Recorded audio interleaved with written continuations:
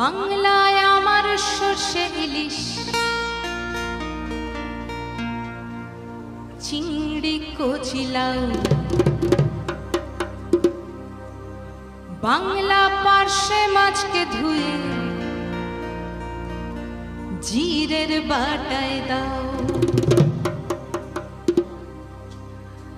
বাংলায় আমার সর্ষে ইলিশ,